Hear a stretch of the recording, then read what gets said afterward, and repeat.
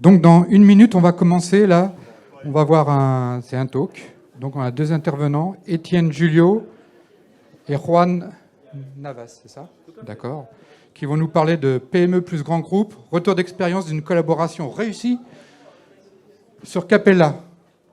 The floor is yours. Ok, bonjour tout le monde. Donc, effectivement, moi je suis Étienne Julio de OBO et donc Juan de Thales.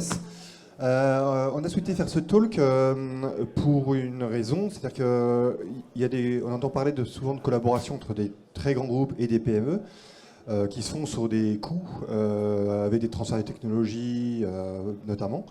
Et c'est assez rare que ça se perdure dans le temps. Et qu'il n'y ait pas l'un qui mange l'autre ou l'un qui profite de l'autre. Et en plus, sur un socle open source. Donc on pense qu'on a une histoire intéressante qui pourrait peut-être vous inspirer pour d'autres collaborations. Juan, je te laisse présenter du coup le cœur du projet open source. Merci, bonjour à tous. On a voulu commencer cette présentation par un petit mot de quoi on parle. On parle d'abord d'une approche pour faire de l'ingénierie des systèmes complexes. Et quand on parle d'approche, on parle aussi des aspects outils. Il y a bien sûr tout l'aspect méthodologique, mais aussi, et c'est une place très importante, les aspects méthodologiques. Et donc l'historique, on va dire, de cette aventure, c'est des ingénieurs qui travaillaient un peu chacun de leur côté, avec des données peu formalisées, des références et des décisions qui ne sont pas cohérentes avec les données d'ingénierie, une mauvaise continuité entre les différents niveaux d'ingénierie et, in fine, un encouragement des silos entre les équipes d'ingénierie. L'approche de Model-Based System Engineering, ingénierie basée sur des modèles, elle prend autre chose. Elle prend la compréhension des besoins et le contexte par l'ensemble des ingénieurs, la définition et la partage de la solution par l'ensemble des ingénieurs, la sécurisation de l'ingénierie, l'évaluation, la justification de la conception de l'ingénierie et la préparation des activités ultérieures de l'ingénierie et notamment de l'intégration, la vérification et la validation. Donc tout ça est supporté par des méthodes et aussi par des outils. Et la particularité de ces dont on parle aujourd'hui, enfin parmi les sujets qu'on aborde aujourd'hui, c'est le fait qu'on parle d'un outil open source qui intègre une méthode et qui est embarqué dans l'outil. Donc ce que vous voyez à gauche, ce que vous voyez dans l'écran, c'est des captures d'écran de cet outil. Et à gauche, vous voyez un référentiel méthodologique, une série d'étapes qui sont proposées aux ingénieurs. Et à droite, vous voyez les types de diagrammes qui sont construits par les ingénieurs et qui sont construits bien sûr avec l'outil dont on parle. Donc cette aventure commence il y a plus de 10 ans. Aujourd'hui, on voit une adoption on va dire assez impressionnante. Enfin, vous voyez bien la courbe exponentielle sur les nombres d'organisations de tout genre, industrielles mais aussi académiques et autres services, qui sont des utilisateurs des Capella depuis 2015 jusqu'à 2021. C'est juste hallucinant les chiffres. On est au-dessus des 550 entreprises, organisations qui ont adopté la techno. Donc le nombre d'utilisateurs est juste hallucinant avec une courbe qui est comme ça. C'est hyper dur en open source de savoir combien d'utilisateurs on a. Donc c'est une grosse activité qu'on a de réussir à traquer toutes les personnes qui déclarent publiquement utiliser la techno. Voilà, on parle d'un projet quand même qui est maintenant assez populaire. Et en termes d'usage, voilà, ça vous donne un petit peu le panorama des industries. Donc c'est vraiment cross-industrie. Tout à l'heure, tu as dit conception ingénierie. Je vais faire un petit point, c'est le côté notamment architectural qu'on fait. Donc on ne fait pas dans Capella le design détaillé, on fait le niveau architectural, du coup, qui marche aussi bien dans le spatial, l'automobile, l'énergie et autres. Alors l'histoire de Capella, elle se fait petit à petit et elle remonte en 2007.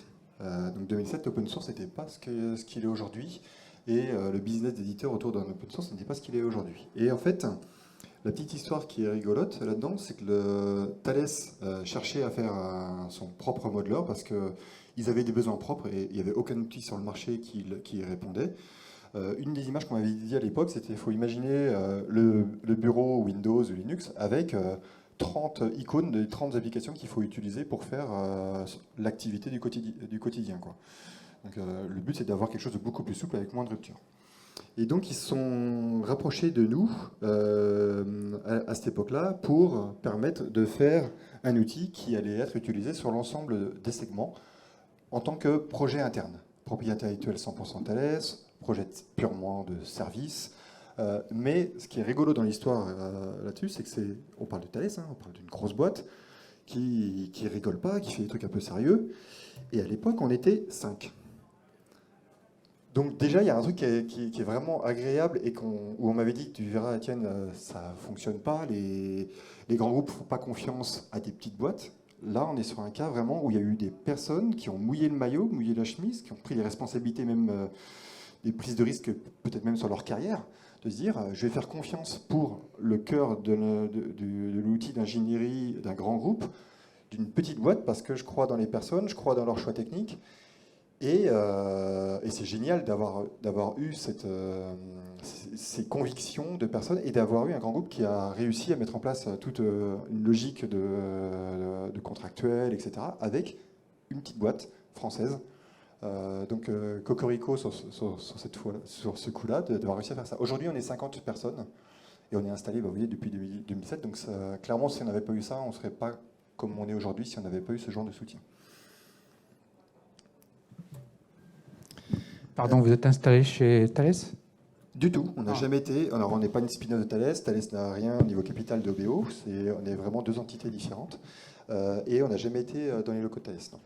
Tout à fait. Donc, notre siège est basé à Nantes. Thales, votre partie, elle est surtout basée à Vélizy. Et voilà.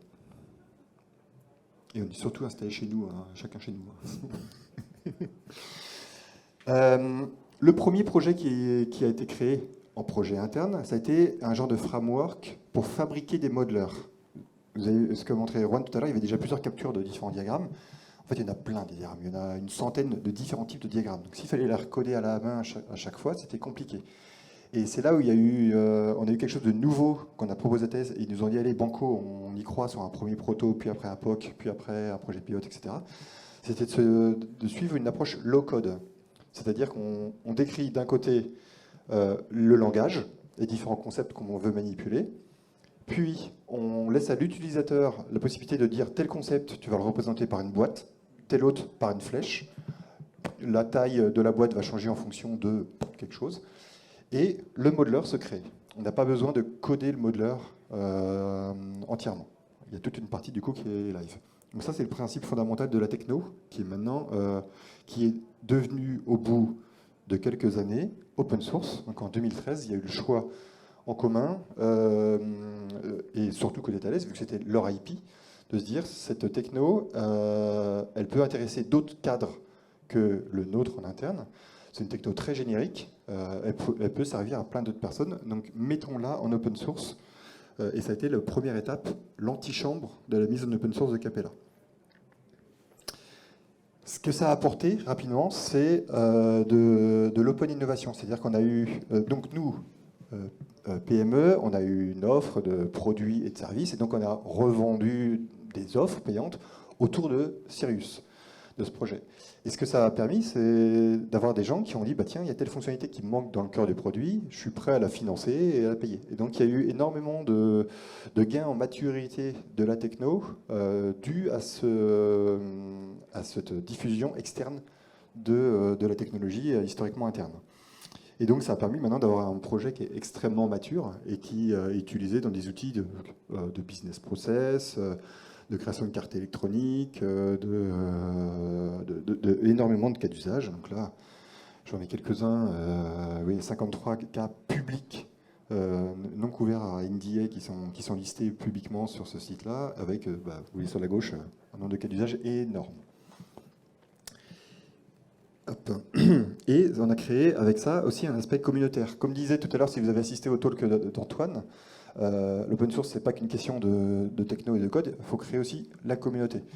Donc on a pris ça au sérieux avec de l'animation, des conférences. Là, par exemple, c'est des slides de conférences d'autres personnes qui viennent parler de la techno et de faire en sorte de vraiment qu'il y ait tout un aspect communautaire. Donc on l'a mis aussi au sein de la fondation Eclipse pour bénéficier d'une gouvernance, d'un contrôle d'IP et bénéficier aussi d'un effet démultiplicateur de visibilité de la techno. En parallèle, en 2007,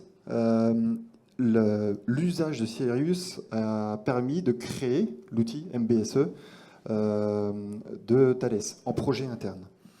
Donc celui-ci a été créé au-dessus de Sirius et on l'a fait ensemble, on va dire à 4 mains. Nous, des ingénieurs développeurs qui bossaient pour Thales, des développeurs de Thales qui le faisaient, l'ensemble propriété intellectuelle de Thales.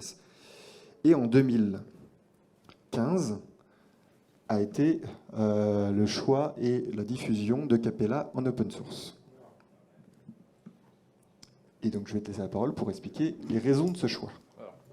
Donc c'est effectivement une question qu'on peut se poser. Quelle est la motivation pour une entreprise comme Thales d'abord de mettre un outil comme Capella, donc un outil de conception des systèmes complexes pour tout le monde, disponible pour tous. Alors ça peut sembler un peu étrange. En réalité, il y a des raisons assez fortes. On a identifié deux. Enfin, j'ai mis deux ici, plus que ça.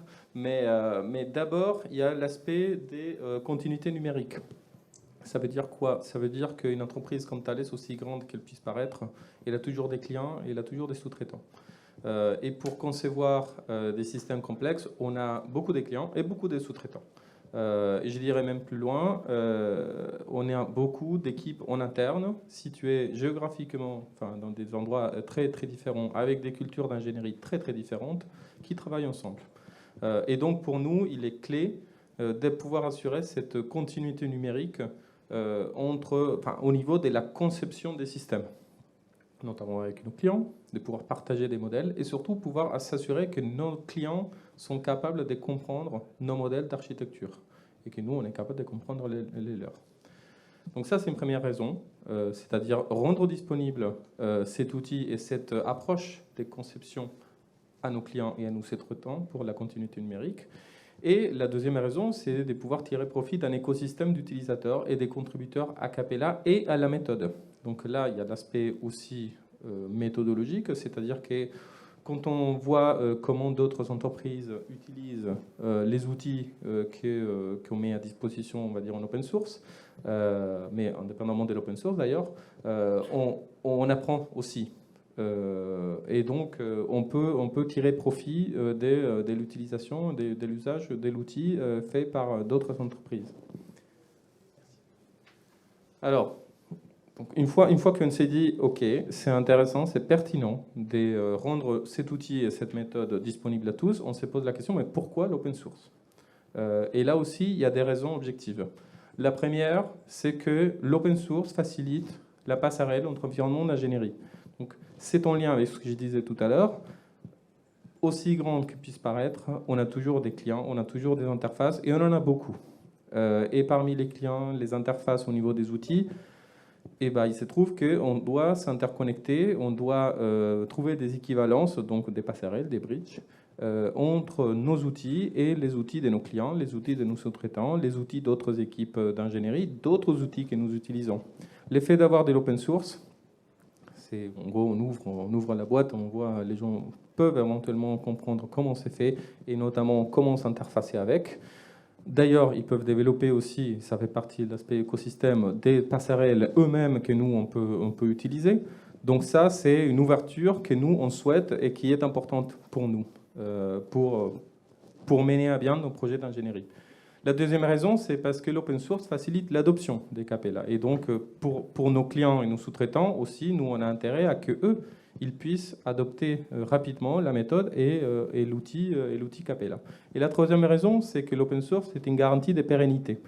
Ça veut dire que, Étienne parlait d'un écosystème, si un membre de l'écosystème manque des mains, un autre membre de l'écosystème peut prendre sa place.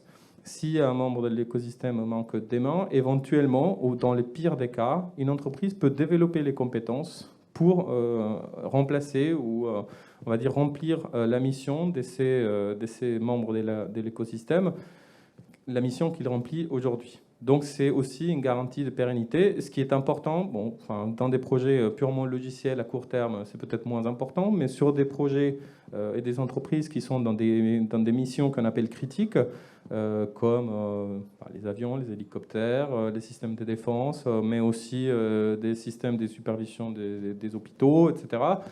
Ça, c'est des projets long terme. Et sur ces types de systèmes, on cherche la pérennité. Et surtout, on cherche à avoir la possibilité de se retourner.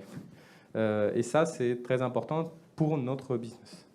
Et quand on dit la pérennité, ça peut être sur 30 ans. Vous faites une navette spatiale ou un satellite, il faut être capable dans 30 ans de pouvoir encore maintenir et voir les problèmes de conception qu'il y a pu y avoir. Avec un logiciel propriétaire, quelle que soit la très très grosse boîte qui est derrière, vous ne l'avez pas, cette garantie. Donc, une fois que ces critères et ces choix ont été faits, c'est posé la question de comment on fait le go-to-market de cette techno open source. Et donc, on a identifié des points de complémentarité sur le business, sur les offres. Je vais prendre un exemple tout simple. Aujourd'hui, quelqu'un nous contacte OBO pour faire de l'ingénierie, avoir une prestation d'aide à l'ingénierie système autour de Capella. Nous, on va dire non. On va rediriger la demande vers Thales. On essaie d'avoir des choses assez claires pour que ce soit limpide et qu'on puisse avoir un partenariat qui dure dans la durée aussi, qu'on n'ait pas l'impression qu'on se mette en concurrence alors qu'on est en partenariat. Donc ça a été quelque chose de très important quand on monte un tel partenariat, c'est de tout de suite identifier comment on se fait chacun de l'argent et de faire des choses où il n'y a pas de jalousie dans notre positionnement respectif. Sur le côté aussi open source et viabilité de modèle économique, donc nous on a choisi de travailler sur le côté collaboratif. C'est-à-dire par défaut dans Capella, en open source, en 100% gratuit, on utilise l'outil, on a un fichier en local sur son poste. Si on veut travailler à plusieurs, en équipe, donc le projet commence à devenir sérieux, il y a une base de données qui permet de travailler à plusieurs simultanément. Donc ça c'est payant et c'est vendu comme un outil commercial. Et au moins c'est clair d'un point de vue des gens qui adoptent la techno. Pour information, la mise en open source elle-même, ça a demandé de définir des process, de la gouvernance, etc. Et on a été soutenu par l'État avec des projets R&D qui s'appelaient OPIS et Clarity, qui ont permis de bootstrapper l'écosystème avec nous deux, mais également d'autres partenaires, éditeurs ou end-users pour lancer la mécanique. Et ça a été vraiment très utile. Et ça nous a permis aussi de préparer, justement, ce que je vais vous montrer, c'est ce qui permet d'amplifier l'adoption, c'est-à-dire de cadrer c'est quoi la croissance d'un projet open source, ce qu'il faut faire. Donc, typiquement, ça nous a aidé à identifier des responsabilités claires entre nos deux entreprises. Et ça, c'est hyper important aussi de le faire, qu'on n'ait pas de fausses attentes de la part de l'autre. Typiquement, vous êtes des experts en ingénierie système. Quand Juan, tu parles de fabriquer des navettes, fabriquer des hélicoptères et autres, tu as une crédibilité complètement autre que moi ou que mes employés qui sont de type développeur. Et donc c'est important de réussir à identifier ces responsabilités par rapport au discours, etc. Ce qui était important aussi d'un point de vue retour attendu, c'est que Thales nous finance pour une partie des travaux autour de Capella Sirius, mais également on a d'autres, grâce à la mise en open source, d'autres personnes qui cofinancent des fonctionnalités cœur. Et via aussi des revenus éditeurs ou d'autres revenus, nous-mêmes on réinvestit derrière. Et le gros intérêt, un des intérêts aussi pour Thales, c'est d'avoir des retombées positives suite à ce co-investissement sur un socle commun.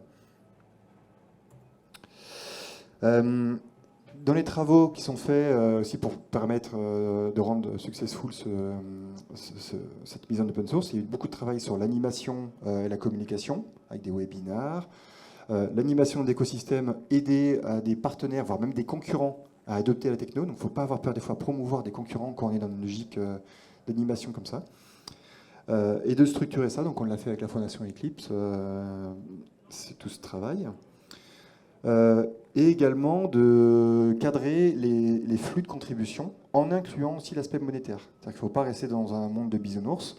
On est des gens avec un salaire, on ne travaille pas le week-end là-dessus. Donc il faut aussi identifier comment se passent les flux. Quelqu'un fait une contribution, il y a une revue qui est faite, est-ce que les personnes sont payées, pas payées, etc. Donc tout ça, on a cadré ça. Et enfin, ce qu'on a vécu nous dernièrement, c'est une diversification des add-ons sans changer l'ADN de base du projet open source qui est utilisable réellement en open source. En conclusion, les recettes qu'on a pu apprendre finalement et qui pourraient être un peu un genre de guide de recettes, si vous voulez refaire ce genre de contribution. Un des points importants, c'est le côté confiance entre les humains qui gèrent les partenariats. C'est-à-dire que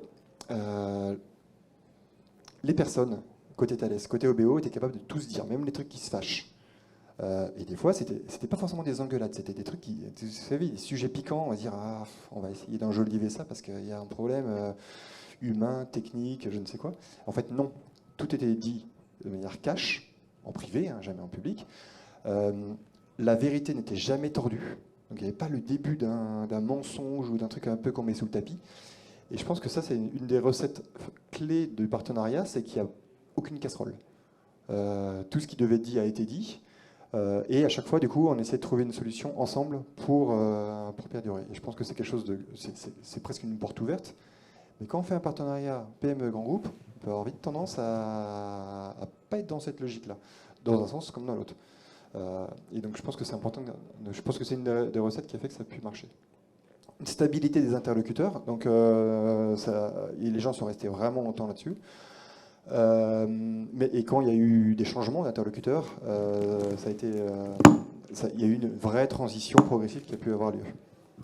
Une loyauté. Donc loyauté, c'est-à-dire que les responsables du partenariat étaient d'abord loyaux à leur employeur, en se disant, moi, dans la discussion que j'ai avec l'autre, c'est les intérêts de mon entreprise que je vais d'abord défendre, plus que les intérêts même du projet open source en lui-même. Et c'est sain. C'est-à-dire que normalement, les intérêts doivent être alignés si vous faites de l'open source, mais c'est important que dans les discussions, on porte les intérêts de chacun. Ce point-là, c'est juste des fois, on ne se dit pas des choses, c'est découvert par ailleurs, mais parce qu'on a eu des NDA réciproques avec d'autres partenaires. Quand on parle de 500 organisations qui adoptent, il y en a certains où, eux comme nous, on a des NDA et c'est révélé d'un seul coup, on était au courant, on ne se l'est pas dit. Pour rester toujours carré, pas de zone grise dans le professionnalisme de la relation. Et enfin, définir des objectifs clairs et mesurés. Donc par exemple dire, on veut des retombées positives comme j'ai pu le mettre avant, ça n'a aucune valeur. Dire on veut avoir du co-investissement, ça n'a aucune valeur. Il faut quelque chose de mesuré, clair, mesurable aussi derrière, et pour permettre dans 1 an, dans 2 ans, de faire un post-mortem pour dire oui on a réussi, non on n'a pas réussi, et d'essayer d'éviter d'avoir juste du ressentiment. Et voilà. Tu avais d'autres choses à ajouter ? Time's up. Allez, on va prendre juste une question dans la salle. S'il faut une question percutante, je vais dire. Alors moi, je vais en poser une alors. Parce que j'étais chez Thales dans 2 business groups, donc je connais un peu la maison. L'ingénierie système, c'est quelque chose d'important chez Thales. Des projets, il y en a eu, des grosses plateformes. Ce que j'ai du mal à voir, là, c'est un petit peu la granularité du projet.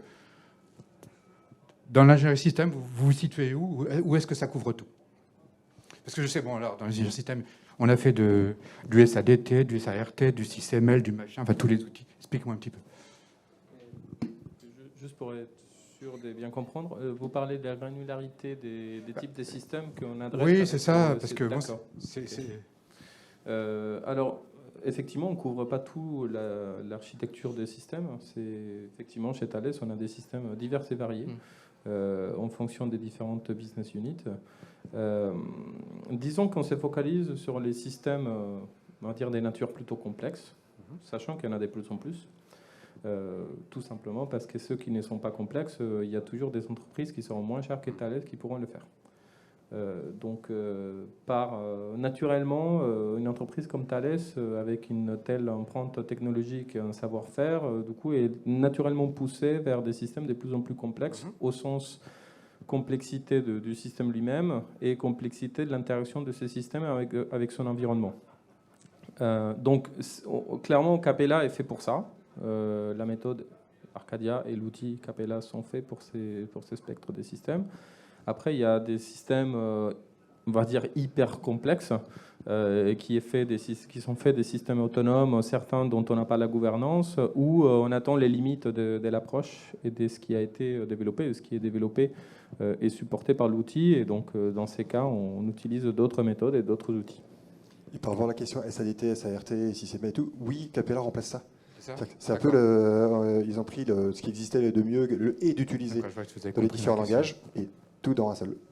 Et donc, Acapella gère un dictionnaire des données et vous vérifiez la cohérence des données entre couches, etc., entre systèmes. Ouais. Alors, disons qu'une partie de cette vérification est faite par construction. Parce qu'à partir du moment où vous utilisez des concepts communs et des règles des relations entre les concepts, c'est justement la force de l'outil et de la méthode, c'est qu'il guide l'ingénieur dans une cohérence par construction. Ça peut être con. C'est-à-dire qu'avant, c'était des outils de notation purement graphique. Là, le côté guidage par la méthode, en fait, fait qu'on ne peut faire des choses qui sont que cohérents grâce à l'outil qui guide l'utilisateur. Okay. Il faut qu'on arrête. On va pouvoir applaudir parce que c'était intéressant.